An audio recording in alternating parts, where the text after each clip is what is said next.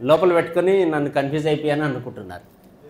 George అనే వ్యక్తి auto driver నాకు పరిచయం అయ్యాడు. అతని పేరేంటి? ఏంటి అతని పేరు? జార్జ్. మీరు చెప్పండి, ఏంటి అతని పేరు? వాళ్ళ నాన్నకి 3 పిల్లలు అని చెప్పాడు. వాళ్ళ నాన్నకి ఎంతమంది? 3 పిల్లలు అని చెప్పాడు. అందులో మొదటి వాడి పేరు మార్చ్ అన్నాడు, రెండవ వాని పేరు ఏప్రిల్ అన్నాడు, మూడవ వాని పేరు ఏంటి?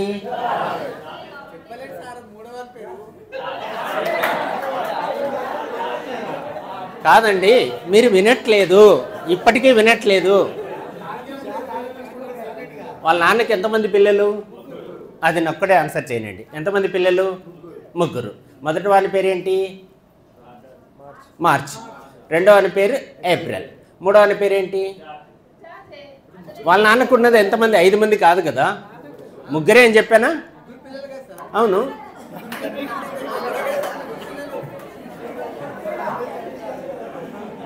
జార్జి వాళ్ళ నాన్నకి 3 పిల్లలు. జార్జి వాళ్ళ నాన్నకి 3 పిల్లలు. రైట్, అర్థమైందా?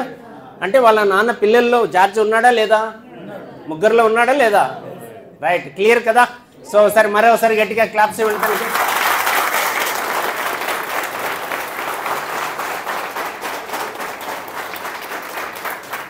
మైక్ లేకపోతే నా వాయిస్ వినపడుతుందా లేదా?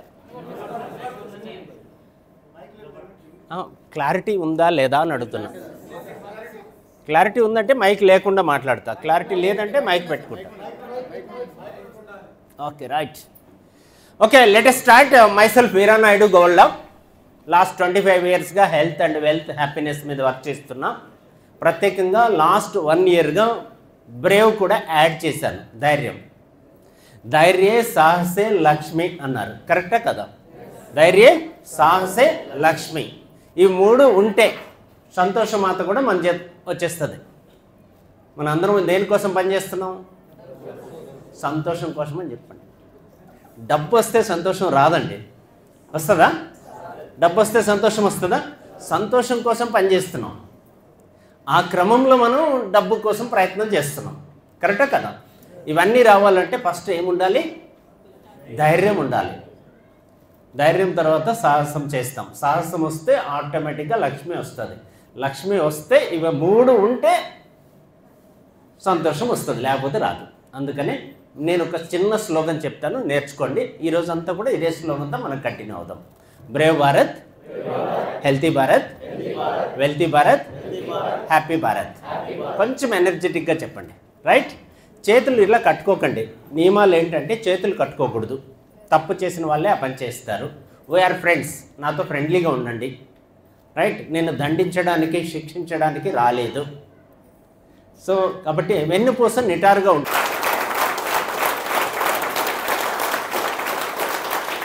రైట్, సబ్జెక్ట్లోకి వచ్చేద్దాం. సమయం వృధా చేసేదొద్దు, ఓకేనా? మీకు ఏమైనా డౌట్స్ వస్తే చివరిలో మనం మాట్లాడుకుందాం. వీలైతే ఇంటరాక్ట్ అవ్వండి, పర్వాలేదు. ఓకే, క్వశ్చన్ అండ్ ఆన్సర్ ఉండాలి. క్లారిటీ కదా మీకు? Right, let us start. Goal setting అనే సబ్జెక్ట్లోకి వెళ్దాం. ఈరోజు మనము గోల్ సెట్ చేసుకుందాం. ఓకే,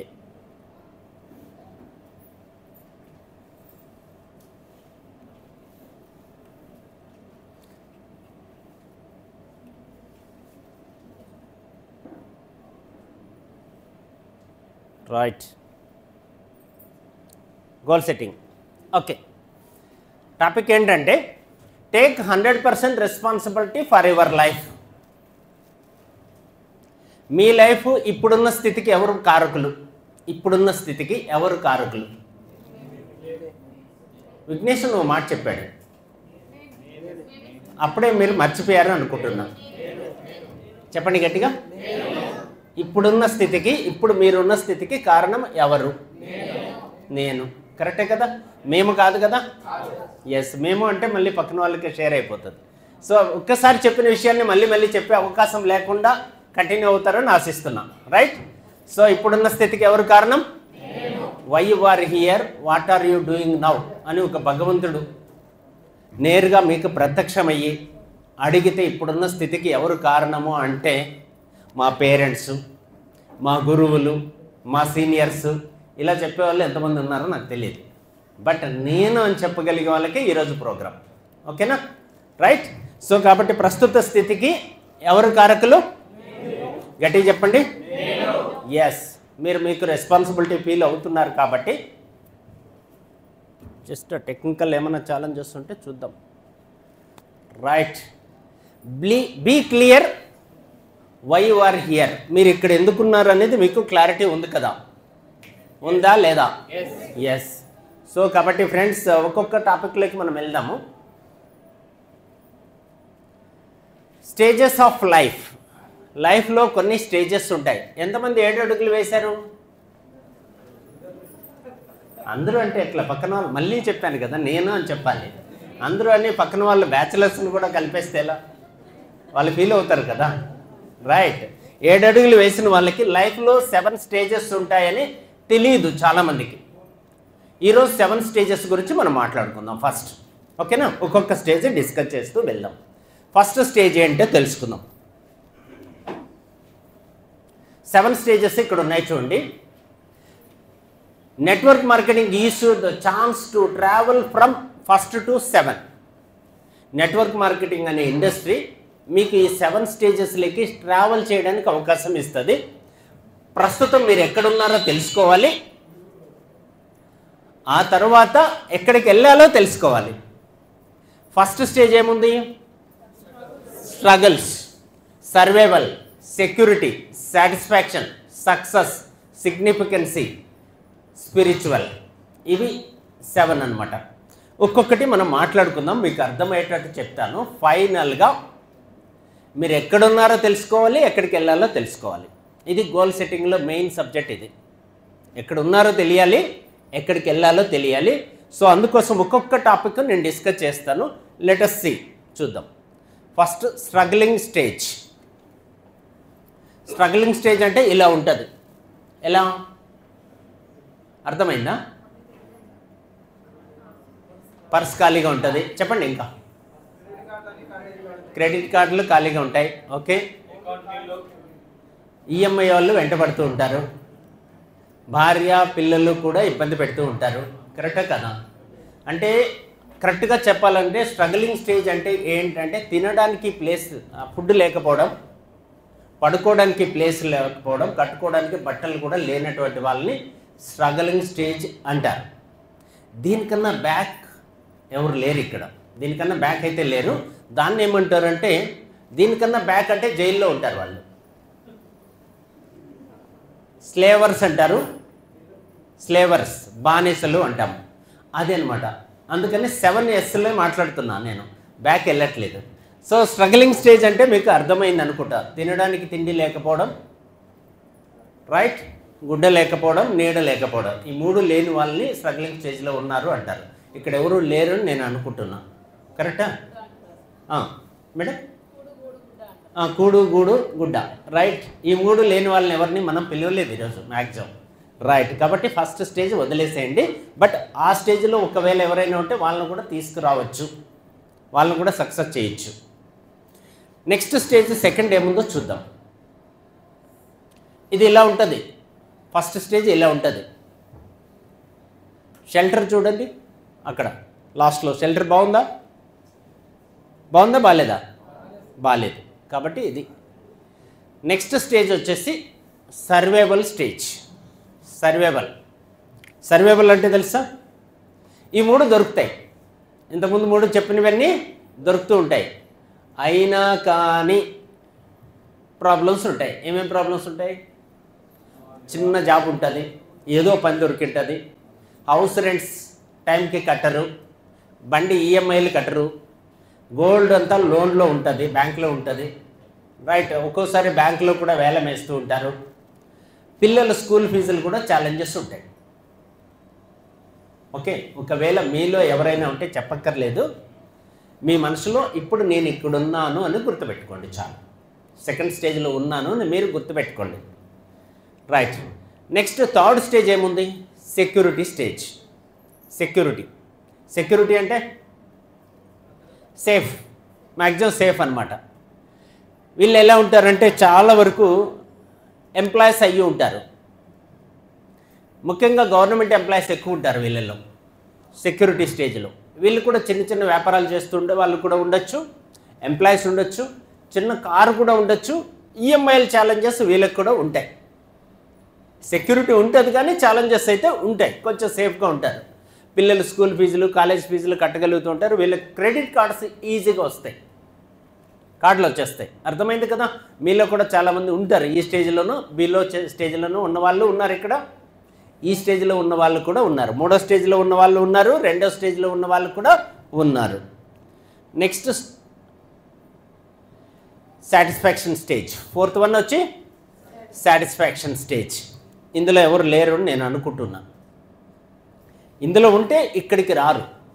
సాటిస్ఫై అయిపోయింటే మళ్ళీ డబ్బు కోసం రాము కదా, కరెక్టే కదా, రామన్నమాట. అంటే మీరు ఎక్కడికి వెళ్ళాలి అనుకుంటున్నారో ఒకసారి చెక్ చేసుకోండి. సెక్యూరిటీలోకి వద్దాం అనుకుంటున్నారా? మీ లైఫ్ని ఎండ్ చేసే రోజుకి, మీ లైఫ్ పూర్తయ్యే రోజుకి ఎక్కడ ఉండాలి అనుకుంటున్నారు? సెక్యూరిటీనా, సాటిస్ఫాక్షనా, లేదా అంతకు మించా? సాటిస్ఫాక్షన్ అంటే చూద్దాం ఏముంటుంది. వాళ్ళు ఏదైతే లవ్ చేస్తారో అదే చేస్తూ ఉంటారు, వాళ్ళు ఇష్టమైన పని చేస్తూ ఉంటారు. వాళ్ళకి కారు ఉంటుంది, మంచి రికగ్నిషన్ కూడా దొరుకుతూ ఉంటుంది, మంచి రికగ్నిషన్ కూడా దొరుకుతూ ఉంటుంది. ఎస్, అలాగే సాటిస్ఫాక్షన్ వీళ్ళ లైఫ్కి వీళ్ళు 5 స్టార్ రేటింగ్ ఇచ్చుకుంటారు. వాళ్ళ లైఫ్కి వాళ్ళు 5 స్టార్ రేటింగ్ ఇచ్చుకుంటూ ఉంటారు. అలాంటి వాళ్ళని సాటిస్ఫాక్షన్ స్టేజ్ అని పిలుస్తామన్నమాట. Right. Next success stage. Satisfaction అయిన తర్వాత ఏముంది? సక్సెస్ స్టేజ్ అని ఉంది. సక్సెస్ స్టేజ్ ఏంటంటే వీళ్ళకి ఇట్లా ఉంటుంది లైఫ్. ఎయిర్పోర్ట్ నుంచి బయట వస్తే వాళ్ళ కోసం వెయిట్ చేసే వెహికల్స్ ఇలాంటివి ఉంటాయి. ఇంట్లో చిన్న స్విమ్మింగ్ పూల్ ఉంటుంది. ఆడి, BMW, బెంజీ, జాగ్వార్ ఏ కారు ఒక కారు వస్తూ ఉంటుంది. ఏ కారు కావాలంటే ఆ కారు వస్తుంది అనమాట, పికప్ చేసుకోవడానికి, డ్రాప్ చేసుకోవడానికి. లగ్జరీ లైఫ్ లీడ్ చేస్తూ ఉంటారు. వీళ్ళు సక్సెస్ అయినట్లు లెక్క. ఓకే, నా భాషలో. రైట్. నెక్స్ట్ మనం మాట్లాడుకోవాలి సిగ్నిఫికెన్సీ స్టేజ్. సక్సెస్ స్టేజ్ అంటే మీకు ఒక మాట చెప్పి ముందుకెళ్తాను. ఈ జనరేషన్లో ఇంకే వర్క్ చేయకపోయినా 100% సేఫ్ అనుకుంటే సక్సెస్ అయినట్లు లెక్క. అంటే మీరు ఇంకా 50 సంవత్సరాలు, 60 సంవత్సరాలు, 70 సంవత్సరాలు ఎలాంటి పని చేయకపోయినా, ఒకవేళ కోవిడ్ వచ్చేసింది అనుకోండి, 50 సంవత్సరాలు ఉంది అనుకుందాం, ఏ పని చేయకపోయినా మీరు సేఫ్గా ఉన్నారు ఇన్కమ్ పరంగా అంటే సక్సెస్ అయినట్లు లెక్క. సిగ్నిఫికెన్సీ గురించి మాట్లాడుకుందాం ఇప్పుడు. సిగ్నిఫికెన్సీ అంటే ఏంటి అనేది ఇప్పుడు చూద్దాము. మీ జనరేషన్స్ ఉంటాయి కదా, జనరేషన్స్ మీన్స్ మీ పిల్లలు, వాళ్ళ పిల్లలు. మీ పిల్లలు సేఫ్గా ఉండాలి, వాళ్ళ పిల్లలు కూడా సేఫ్గా ఉండాలి. అంటే నెక్స్ట్ 3 జనరేషన్స్ కన్నా సేఫ్ ఇన్కమ్ ఉంటే, అంత మీరు ఎర్న్ చేసి ఉంటే మీరు సిగ్నిఫికెన్సీ స్టేజ్లో ఉన్నట్లు లెక్క. రైట్. ఒకవేళ మీరు రైట్ ఇండస్ట్రీలో ఉండి రైట్ ఇన్కమ్ తీసుకొని ఈ లెవెల్కి రీచ్ అవుతాము అనుకుంటే ఈ గోల్ కూడా మీరు పెట్టుకోవచ్చు. సక్సెస్ పెట్టుకోవచ్చు, సెక్యూరిటీ పెట్టుకోవచ్చు, సిగ్నిఫికెన్సీ కూడా పెట్టుకోవచ్చు. అంతకు మించి ఏమైనా మాట్లాడాలి అంటే 7th స్టేజ్కి వెళ్ళిపోదాం. That means spiritual stage. Spiritual stage మీరెవరు అని మీకు అర్థమవుతుంది, మీ శక్తి సమర్థలు అర్థమవుతుంది, సమాజానికి మీ వల్ల ఉపయోగం ఉంటుంది. అంటే జనరేషన్స్ టుగెదర్ సేఫ్గా ఉండాలి. 3 జనరేషన్లే కాకుండా మిమ్మల్ని నమ్మినటువంటి మీ ఫ్రెండ్స్, రిలేటివ్స్, నైబర్స్ వాళ్ళకు కూడా మీరు సహాయం చేయగలిగే స్థాయిలో ఉండాలి. మీరు సెల్ కానీ నెట్ కానీ వాడకుండా పీస్ఫుల్గా లైఫ్ని లీడ్ చేస్తూ ఉండాలి. కమ్యూనికేషన్స్ అంటే ఎలా ఉంటాయంటే స్పిరిచువల్ కమ్యూనికేషన్స్ ఉంటాయి. ఫోన్ కమ్యూనికేషన్స్ ఇలాంటివి అవసరం లేదు వీరికి. అర్థమైందా? ఆ లెవెల్కి మీరు రీచ్ అవ్వాలి అనుకుంటే that means spiritual stage. 7 stages మాట్లాడుకున్నాం, అర్థమైందని నేను అనుకుంటున్నా. సో క్లియరా? ఓకేనా? ఇక్కడ చూడండి, మీకు అర్థమైపోతుంది. చిన్న స్టోరీ. స్వర్గానికి ద్వారం దగ్గర చాలా రద్దీగా ఉంది. స్పిరిచువల్ స్టేజ్ అంటే ఏంటి? ఏంటి? స్వర్గంలోకి వెళ్ళడమా, నరకంలోకి వెళ్ళడమా? స్వర్గంలోకి వెళ్ళడం. ఆ దారి దగ్గర ఎంట్రన్స్ ఎలా ఉందో ఒకసారి చూద్దాం. చాలా రద్దీగా ఉంది. తాను ముందు వెళ్ళాలంటే తాను ముందని ఒక్కొక్కరు తోసుకుంటున్నారు. స్వర్గదారులు మూసే ఉన్నాయి. ద్వారపాలకులు అందరినీ అరవద్దని చెప్తున్నారు. ఎవరి అర్హతలను బట్టి వాళ్ళ అర్హతలో కాదో నిర్ణయించి మాత్రమే స్వర్గంలోకి అనుమతిస్తామని, తక్కిన వాళ్ళకి ప్రవేశం దొరకదని వాళ్ళు అన్నారు. అందరిలో సకల శాస్త్ర పరాంగుతులైన పండితులు గుంపు ముందుకు వచ్చింది. ఒక అతను వచ్చాడు. మేము సత్సంప్రదాయంలో జీవించిన వాళ్ళం, సమస్త వేదాంగ జ్ఞాన సంపన్నులం, అందువల్ల మొదట మాకే స్వర్గ ప్రవేశం ఉంది అని చెప్పాడు ఆయన. రైట్. ఈ జన్మంతా వెనక్కి నెట్టి మొదట మిమ్మల్ని స్వర్గంలోకి పంపండి అన్నాడు. అంటే ఈ జనాలందరినీ పక్కకు పంపించి నన్ను ముందు పంపించండి అన్నాడు. అర్థమైందా? ఎవరు ఇలా అన్నాడు? వేద పండితులు, అన్నీ తెలిసినటువంటి వ్యక్తి అని ఆయన అనుకుంటున్నటువంటి వ్యక్తి అలా అన్నాడు. అప్పుడు వాళ్ళు ఏమన్నారు? ద్వారపాలక, అయ్యా, సకల శాస్త్రాలను అభ్యసించినంత మాత్రాన స్వర్గానికి గ్యారంటీ లేదు. ఎందుకంటే స్వర్గ ప్రవేశానికి జ్ఞానం పనికిరాదు, అది ప్రపంచానికి పనికొస్తుందేమో కానీ ఇక్కడ పనికిరాదు అన్నారు. క్లియర్? ఓకే. నెక్స్ట్ అంతలోనే ఒక సన్యాసి ముందుకు వచ్చాడు. ఇక్కడ ఉన్న వాళ్ళలో స్వర్గంలో ప్రవేశించడానికి నాకంటే అర్హత ఉన్న వ్యక్తి ఇంకెవ్వరూ లేరు. ఎందుకంటే నేను అన్నీ త్వదించాను, అన్నీ వదిలేశాను. నిత్య దేవ ధ్యానంలో, ఉపవాస దీక్షలో నా జీవితాన్ని పునీతం చేస్తున్నాను. పైగా ఇటీవల కాలంలో నన్ను మించిన తపో సంపన్నుడు ఎవ్వడూ లేడు అన్నాడు. దానికి ద్వారపాలకులు, అయ్యా, అంతా బాగానే ఉంది, కానీ మీరు ఏ ప్రయోజనాన్ని ఆశించి తపస్సు చేశారు? ఏదైనా ఫలితాన్ని ఆశించి తపస్సు చేస్తే అది తపస్సు కాదు, స్వార్థం అవుతుంది అన్నారు. క్లియర్? తర్వాత ఏమైంది? దానికి ద్వారపాలకులు ఇలా చెప్పేశారు అనమాట. అప్పుడు కొంతమంది రాజకీయ నాయకులు ముందుకు వచ్చారు. దేశ సేవలో మమ్మల్ని మించిన వాళ్ళే లేరు, ప్రజల్ని కష్ట సుఖాలను పట్టించుకున్నాం, ప్రజాసేవలో ఈ జీవితం తరించింది అన్నారు. ద్వారపాలకులు, ప్రజలకు సేవ చేయడం మంచిదే, కానీ అధికారం కోసం, పొగడ్తల కోసం చేస్తే అర్థం లేనిది. ఏ ప్రయోజనాన్ని ఆశించకుండా మీరు ప్రజాసేవ చేశారా అని అడిగాడు. అందుకోసం వాళ్ళు ద్వారపాలకులు వీళ్ళని కూడా ఆపేశారు. ఇట్లా జనం ఒక్కొక్కరిని తోసుకుంటూ తామే ముందు స్వర్గంలోకి వెళ్ళాలని తన్నుకుంటూ తోసుకుంటూ ఉన్నారు. అందరికీ వెనుక అనవసరంగా ఇక్కడికి వచ్చానేమో అనుకుంటూ పశ్చాత్తాపడుతున్న ఒక వ్యక్తి ఉండడాన్ని ద్వారపాలకులు చూశారు. అంటే ప్రజెంట్ మనందరం ఇదే చేస్తున్నాం. కరెక్టా కాదా? నిజమా కాదు? మనందరం స్పిరిచువల్ లైఫ్ కోసము ఇదే చేస్తున్నాం. రియాలిటీ ఇదే. లాస్ట్లో అతను మనం చెప్పింది కరెక్టా కదా? సో ఇంకా అక్కడ ఇవేవి నాకు సంబంధం లేదు. బట్ వచ్చాడు ఒక అతను ఉన్నాడు. అతను ఏం చేస్తున్నాడో చూద్దాం. కొంచెం ప్రొజెక్టర్లో అంతా కనిపించట్లేదు. అందరినీ పక్కన జరగమని ఎవరు చెప్పారు అంటే ద్వారపాలకులు చెప్పారు. ఆ వ్యక్తిని ముందుకు పిలిచారు. నీ అర్హతలు ఏమిటి అని అడిగారు. ఆ వ్యక్తి చేతులు జోడించి, అయ్యా, పొరపాటున నేను ఇక్కడికి వచ్చినట్టున్నాను. అర్థమైందా? అంటే వీళ్ళందరూ తొక్కుకుంటూ ఒకరి మీద ఒకరు పోటీ పడుతూ ఉంటే ఆ పోటీలో అతను పడలేక పొరపాటున వచ్చినట్టు ఉన్నాను అని చెప్పాడు అనమాట.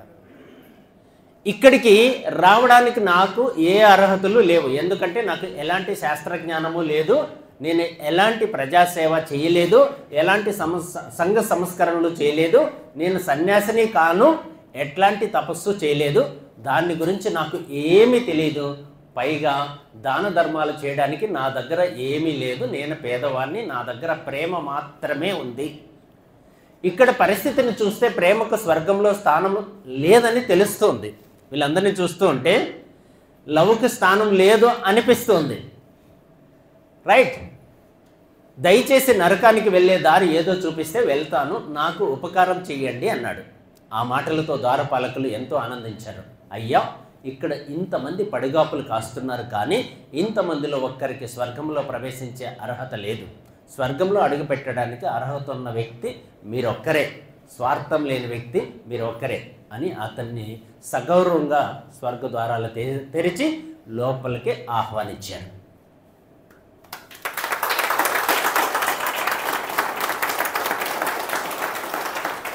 ప్రేమ అన్నిటినీ జయిస్తుంది, స్వార్థం ఎరుగనిది, అన్నిటికన్నా మిన్న అయినది స్వార్థం అయినది కావున.